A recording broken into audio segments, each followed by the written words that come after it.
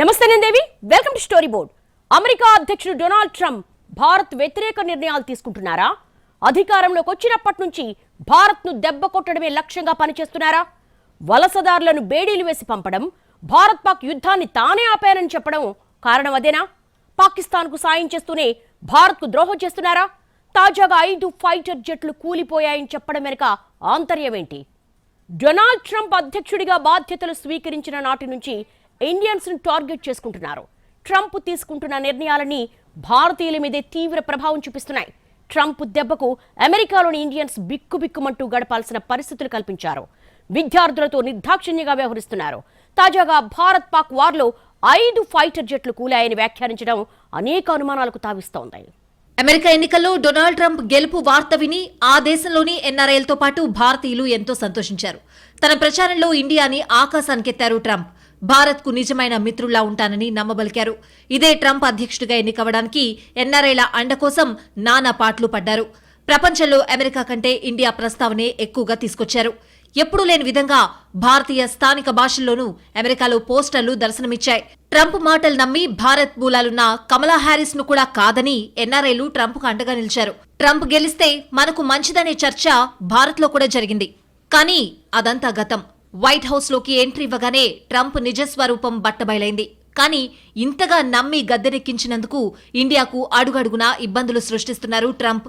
వరుసగా భారతీయుల్ని ఇబ్బంది పెట్టే నిర్ణయాలు తీసుకుంటున్నారు. అగ్రరాజ్యం అమెరికా అధ్యక్షుడిగా డొనాల్డ్ ట్రంప్ ఏం చేసినా అది పెద్ద వార్తే. ఏ నిర్ణయం తీసుకున్నా ప్రపంచం మొత్తం వినాల్సిందే అన్నట్లు వ్యవహరిస్తున్నారు. అమెరికాకు వ్యతిరేకంగా మాట్లాడితే తమకే ఎదురు నిలుస్తారా అన్నట్లు వ్యవహరిస్తున్నారు. రెండోసారి అధికారంలోకి వచ్చిన తర్వాత సంచలన నిర్ణయాలు తీసుకున్నారు. ఎవరేమనుకుంటే నాకేంటి అన్నట్లు అంతా నా ఇష్టమంటున్నారు. చెప్పినట్లు వింటే సరి, లేదంటే టారిఫ్ల మోత తప్పదంటూ అనేక దేశాలను దారిలోకి తెచ్చుకుంటున్నారు. కొన్ని దేశాలను ఇప్పటికే తెచ్చుకున్నారు. ఎన్నో దేశాలు డొనాల్డ్ ట్రంప్ చెప్పినట్లు నడుచుకుంటున్నాయి. అయితే భారత్ మాత్రం చెప్పిన వాటికి తలాడించేందుకు సిద్ధంగా లేదు. 2020 అమెరికా అధ్యక్ష ఎన్నికల్లో ట్రంప్ ను గెలిపించాలంటూ ప్రధానమంత్రి నరేంద్ర మోడీ అమెరికాలో ప్రచారం చేశారు. ఇంత చేసినా డొనాల్డ్ ట్రంప్ కు మాత్రం ఎలాంటి కృతజ్ఞత లేదు. రెండోసారి బాధ్యతలు చేపట్టినప్పటికీ భారత్ కు నష్టం కలిగించేలా నిర్ణయాలు తీసుకుంటున్నారు. 1 కాదు 2 కాదు, భారత్ ను ఇబ్బంది పెట్టేలా అనేక నిర్ణయాలు తీసుకున్నారు. వీసాల మంజూరులో కఠిన ఆంక్షలు విధించారు. అక్రమంగా అమెరికాలో చదువుతున్న భారతీయులను ప్రత్యేక విమానాల్లో తిప్పి పంపారు. సోషల్ వెట్టింగ్ ను కఠినంగా అమలు చేస్తున్నారు.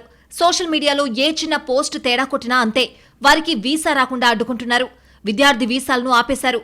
జన్మతః అమెరికా పౌరసత్వాన్ని రద్దు చేశారు. ఇలా చెప్పుకుంటూ పోతే భారతీయులు, భారత విద్యార్థులు మన ఎగుమతులపై భారీగా టారిఫ్లు విధించారు.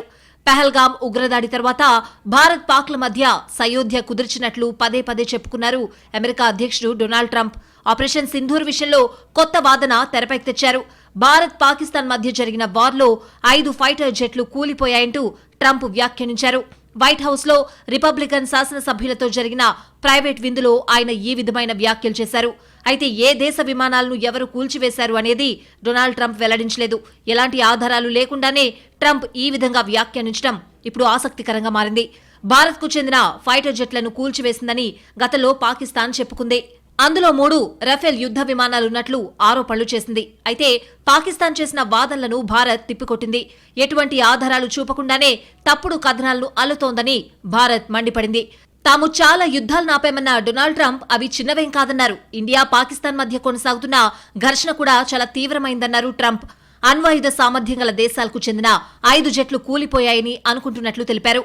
ఒకదానిపై ఒకటి దాడులు చేస్తున్నాయని, ఇది ఒక కొత్త రకం యుద్ధంలా అనిపించిందన్నారు. ఇటీవల ఇరాన్లో ఏం జరిగిందో ప్రపంచం మొత్తం చూసిందన్న ఆయన వారి అణ్వాయుధ సామర్థ్యాన్ని పూర్తిగా ధ్వంసం చేసినట్లు వెల్లడించారు.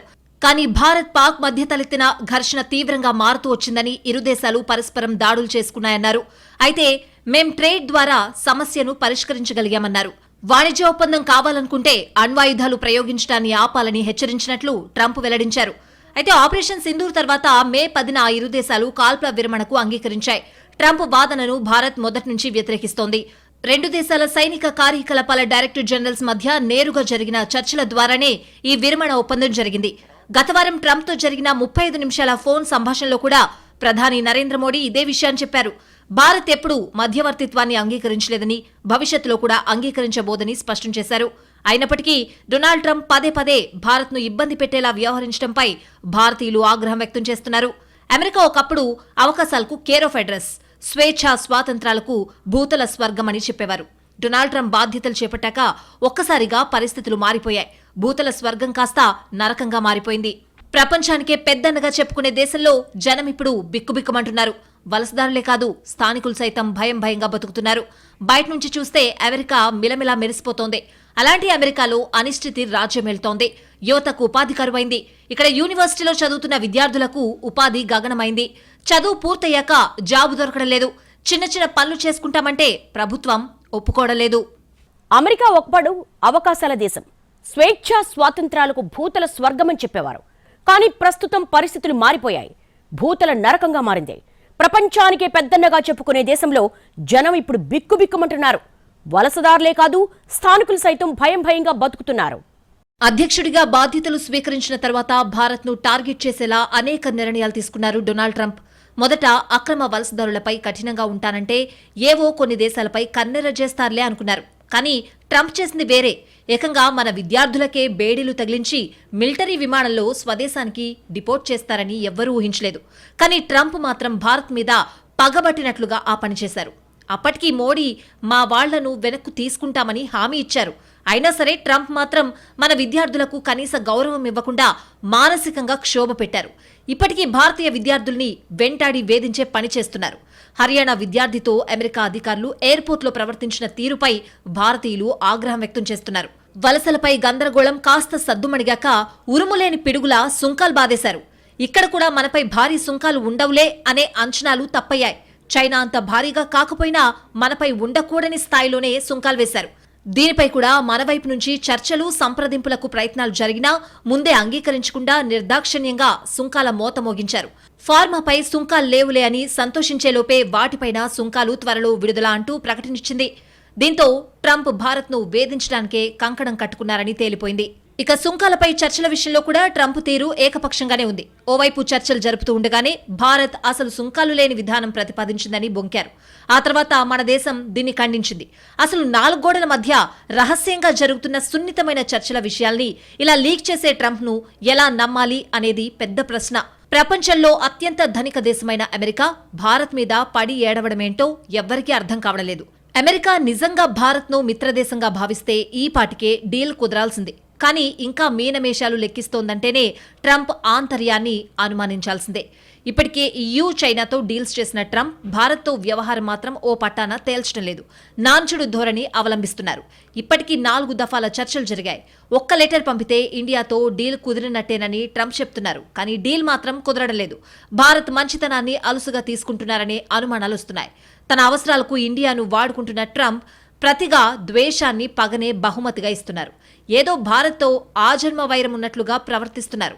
అమెరికా సుంకాల అమలుకు ఆగస్టు 1ను గడువుగా ట్రంప్ నిర్ణయించారు. అంతకుముందు జూలై 9న వాణిజ్య ఒప్పందాల కోసం విధించిన గడువు ముగిసిన తర్వాత ఈ నిర్ణయం తీసుకున్నారు. వాణిజ్య సుంకాల విషయంలో కఠిన వైఖరిని అవలంబిస్తున్న ట్రంప్ బ్రిక్స్ కూటమిపై మరోసారి విరుచుకుపడ్డారు. అది చిన్న గ్రూప్ అంటూ విమర్శించిన ఆయన ఆ దేశాలు డాలర్ ఆధిపత్యాన్ని సవాల్ చేస్తే గనుక 10% అదనపు సుంకాలను ఎదుర్కోవాల్సి ఉంటుందని వార్నింగ్ ఇచ్చారు. డాలర్ ఆధిపత్యాన్ని నియంత్రించాలని బ్రిక్స్ దేశాలు చూస్తున్నాయని, తమ కరెన్సీ ప్రమాణాన్ని అధిగమించాలని ప్రయత్నిస్తున్నారని అన్నారు. అందుకే వారిపై భారీగా టారిఫ్లు విధిస్తామని ప్రకటించారు ట్రంప్. మా కరెన్సీ స్టేటస్ పడిపోతే దాన్ని మేం ఓటమిగానే భావిస్తామంటూ భారత్పై పరోక్షంగా అక్కసు వెళ్లగక్కారు. కరెన్సీ సమస్యలపై బ్రిక్స్ దేశాలను ట్రంప్ బెదిరించడం ఇది మొదటిసారి కాదు. 2024లో బ్రిక్స్ కూటమి డాలర్కు పోటీగా సొంత కరెన్సీని సృష్టించడానికి ముందుకు వెళ్తే 100% సుంకాలు విధిస్తామని ఆయన హెచ్చరించారు. అసలు ట్రంప్ భారత్ను ఏం చేద్దామనుకుంటున్నారని చర్చ మొదలైంది. ట్రంప్ పదవీకాలం ముగిసేలోగా భారత్కు కొత్త సమస్యలు సృష్టిస్తారేమో అనే సందేహాలు వస్తున్నాయి. ఎందుకంటే ట్రంప్ చేసే ప్రతి కొత్త ఆలోచన మన దేశానికి మరో వెన్నుపోట్లాగే పరిణమిస్తోంది. మన పచ్చళ్లపైన పన్నులు వేసిన ట్రంప్ చివరకు ఎన్ఆర్ఐలు భారత్కు పంపే డబ్బు మీద ట్యాక్స్ వేస్తున్నారు. 1 బిగ్ బ్యూటిఫుల్ బిల్లులో 5% ప్రతిపాదించినప్పటికీ ముసాయిదాలో మాత్రం 1%కే పరిమితం చేశారు. అదేమంటే భారత్ దగ్గర చాలా డబ్బుందని తప్పుడు ప్రచారం చేస్తున్నారు. భారతీయుల మీద ఎంత పన్ను వేసినా ఏం కాదులే అన్నట్టుగా వ్యవహరిస్తున్నారు. ఇదే పోకడ కొనసాగితే చివరకు అమెరికాలో ఎన్ఆర్ఐలు సంపాదన కంటే ఎక్కువగా పన్నులు కట్టాల్సొచ్చే పరిస్థితి కొని తెస్తారనే అభిప్రాయాలున్నాయి. భారత్పై ఈ రేంజ్లో ఒంటికాలపై లేస్తున్న ట్రంప్ అదే సమయంలో మిగతా దేశాలతో అంత కఠినంగా ఉండడం లేదు.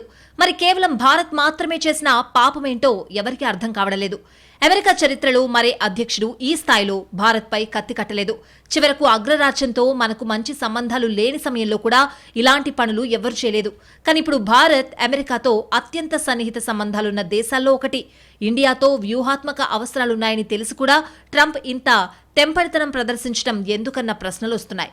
ఏతావాత ట్రంప్ భారత్ను కావాలనే టార్గెట్ చేస్తున్నారని కళ్ల ముందు కనిపిస్తోంది. భారతదేశం నుంచి అమెరికా వెళ్లి చదువుకుంటున్న వేలాది మంది విద్యార్థులు వేల కోట్ల రూపాయలు అక్కడ ఫీజులుగా చెల్లిస్తున్నారు. వారికి వర్క్ పర్మిట్లో 3 నుంచి 5 సంవత్సరాల వరకు వీసాలిచ్చి వారినందరినీ ట్రంప్ దిక్కులేని వారిగా చేశారు. అక్కడి నాణ్యత లేని విద్యా సంస్థల్లో కూడా భారతీయ విద్యార్థులు చేరింది ఉద్యోగం ఆశతో మాత్రమే. కానీ అక్రమ వలసల పేరుతో ట్రంప్ మొదలుపెట్టిన తనిఖీలు చివరకు భారతీయులకు పెనుముప్పుగా పరిణమిస్తున్నాయి. అసలు అమెరికాలో భారతీయ విద్యార్థులే ఉండకూడదు అన్నట్టుగా ట్రంప్ వ్యవహారం ఉంది. ఇప్పుడు కొత్తగా వచ్చే ఇండియన్ స్టూడెంట్స్ కు కూడా వీసాలు పరిమితం చేయడం, చివరకు ఇంటర్వ్యూ డేట్లు కూడా తక్కువ కేటాయించడం వెనుక పెద్ద కుట్రే ఉందనే అనుమానాలు వస్తున్నాయి.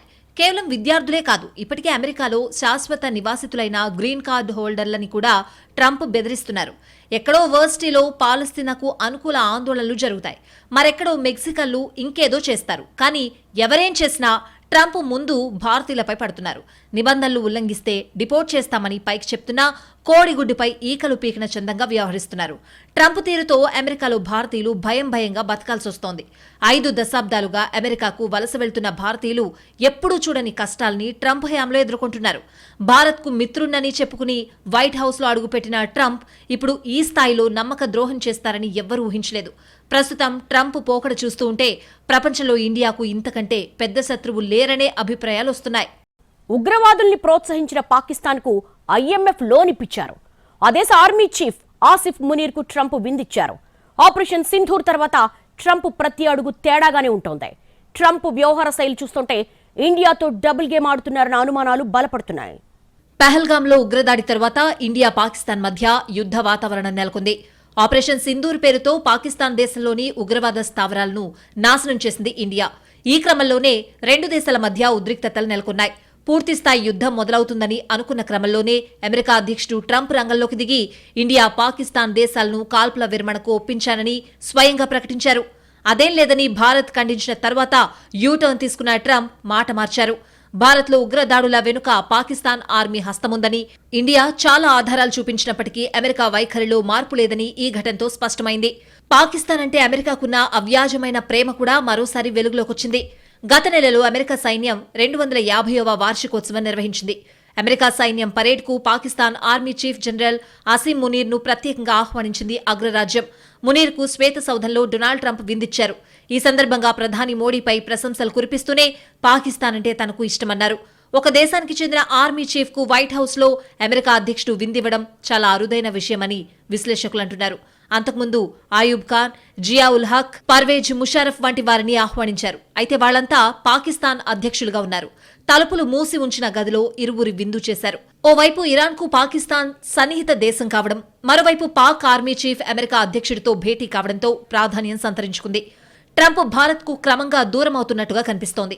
ఆపరేషన్ సింధూర్ నుంచి ఆయన వైఖరిలో తేడా కనిపిస్తోంది.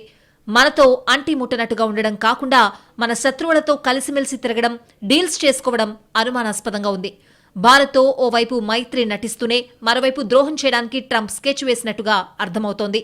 అసలు మనతో స్నేహం కూడా నమ్మక ద్రోహం కోసమేనా అనే చర్చ కూడా జరుగుతోంది. ఎందుకంటే ఎవరినైనా నమ్మితేనే మోసం చేయడం సాధ్యమవుతుంది. అలా నమ్మాలంటే అవతలి వారికి దగ్గరవ్వాలి. అందుకోసమే ట్రంప్ భారత్కు సన్నిహితుల్లా నటించి కీలక సమయంలో హ్యాండ్ ఇచ్చారని ఇప్పుడు కూడా దాయాదితో అంటగాగుతున్నట్టుగా కనిపిస్తోంది. అమెరికా ఆర్మీ డే ఉత్సవాలకు పనిగట్టుకుని పాక్ ఆర్మీ చీఫ్ ను ఆహ్వానించడం వెనుక పెద్ద గేమే ఉందనే వాదన గట్టిగా వినిపిస్తోంది. అసలు ఆపరేషన్ సింధూర్ తర్వాత పాక్ IMF లోన్ వచ్చినప్పుడే ట్రంప్ తీరుపై సందేహాలొచ్చాయి. ట్రంప్ ఇండియాతో డబుల్ గేమ్ ఆడుతున్నట్లు ఆయన ప్రవర్తనను బట్టి అర్థమవుతోంది. ఇప్పుడు ట్రంప్ ఇండియాపై దాడి చేసిన పాకిస్తాన్కి మద్దతుగా నిలిచిన టర్కీతో డిఫెన్స్ డీల్ చేసుకున్నారు. ఇందులో భాగంగా $304 మిలియన్ విలువైన క్షిపణులను విక్రయించేందుకు ఆమోదం తెలిపారు. భారత కరెన్సీ ప్రకారం ఈ డీల్ విలువ దాదాపు 2,300 కోట్ల వరకు ఉండొచ్చు. డీల్ కింద 53 advanced medium range air to air missiles, 60 block 2 missiles అందించనున్నట్లు వెల్లడైంది. భారత్ పాక్ మధ్య దాడులు కొనసాగుతున్న సమయంలో టర్కీ ఏకంగా 350 వరకు డ్రోన్లను దాయాది పాకిస్తాన్కు అందించింది. ఈ విషయం బయటకొచ్చినప్పటి నుంచి టర్కీ ఇండియా మధ్య సంబంధాలు క్షీణించడం ప్రారంభమైంది. మొన్న పాకిస్తాన్కు IMF లోన్ మంజూరు, ప్రస్తుతం టర్కీకి మిసైల్స్ సరఫరాలు చూస్తూ ఉంటే అమెరికా డబుల్ గేమ్ ఆడుతోందని నిపుణులు అంటున్నారు. అలాగని ట్రంప్ ఎప్పటినుంచో భారత్ వ్యతిరేకి అనుకోవడానికి లేదు. గతంలో మోడీతో స్నేహం చేశారు. ట్రంప్కు మద్దతుగా మోడీ ఎన్నికల ప్రచారం కూడా చేశారు. ఇరువురు నేతలు ఒకరి కోసం మరొకరు తమ తమ దేశాల్లో సభలు పెట్టుకున్నారు. చివరకు మొన్నటి అధ్యక్ష ఎన్నికల ప్రచారంలోనూ ట్రంప్ ఇండియా జపం చేశారు. చివరకు తన కార్యవర్గంలోనూ భారతీయులకు పెద్దపీట వేశారు. ట్రంప్ యంత్రాంగంలో ఆఖరికి వైట్ హౌస్ లో కూడా భారత సంతతి గణనీయ సంఖ్యలోనే ఉంది. ఇక అమెరికా సెనేట్ సంగతి చెప్పనక్కర్లేదు. అమెరికాలో కీలక పదవుల్లోనూ భారత్ మూలాలున్న వ్యక్తులున్నారు.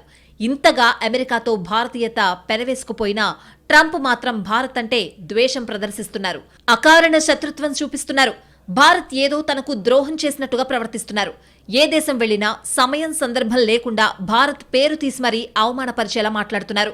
మిత్రదేశం అంటూనే భారత్కు గౌరవం ఇవ్వకుండా కించపరిచే ప్రకటనల పరంపర కొనసాగిస్తున్నారు. ఒకసారి గతంలోకి వెళ్తే అమెరికా పాక్ ద్వారా ఉగ్రవాదాన్ని ప్రేరేపించి తద్వారా భారత్ నుంచి ఆయుధాల కొనుగోలు చేయించాలన్న ఎత్తుగడ వేసిందన్న అభిప్రాయాలున్నాయి. పాక్కి మిలియన్ల కొద్దీ డాలర్లిస్తూ భారత్ వంటి దేశాల ద్వారా US బిలియన్ల కొద్దీ ఆయుధాలు కొనుగోలు చేయించే ప్లాన్ ఉందని నిపుణులు అభిప్రాయపడుతున్నారు. గతంలో భారత్ రష్యా మధ్య జరిగిన S-400 కొనుగోళ్లపైన అభ్యంతరాలను వ్యక్తం చేసింది. అయినా సరే ఈ రెండు దేశాలు S-400 డీల్ని వదులుకోలేదు. తన అమ్ముల పొదిలో ఉన్న అస్త్రాలను మాత్రమే వాడుకుని అద్భుత ఫలితాలను రాబట్టింది. ఇది అమెరికాకు మింగుడు పడలేదు. భారత్ ప్రపంచంలో 3వ అతిపెద్ద ఆర్థిక శక్తిగా మారడానికి అడుగు దూరంలో ఉంది. అమెరికా చైనాలతో పోటీ పడుతోంది. ఇప్పటికే ప్రపంచంలో మరే దేశానికి లేనంత గొప్ప జనాభా శక్తి భారత్ సొంతం. ఈ మార్కెట్ ఒక్కటి చాలు ప్రపంచ వ్యాప్తంగా భారత్ని అతిపెద్ద ఆర్థిక శక్తి చేయడానికి. అలాంటి భారత్ మరింత ఎదిగి అమెరికా చైనాలను కూడా ఢీ కొడితే పరిస్థితి మరోలా అవుతుంది. ఇప్పటికే కొన్ని దేశాలు అమెరికాను పెద్దన్న పాత్ర నుంచి పక్కకు తప్పించి భారత్ను ఆ స్థానంలో చూడాలనుకుంటున్నాయి. ఇలా అంతర్జాతీయంగా భారత్కు పెరుగుతున్న పలుకుబడిని చూసి తట్టుకోలేని ట్రంప్ భారత్కు అడ్డం తిరిగారని అంటున్నారు.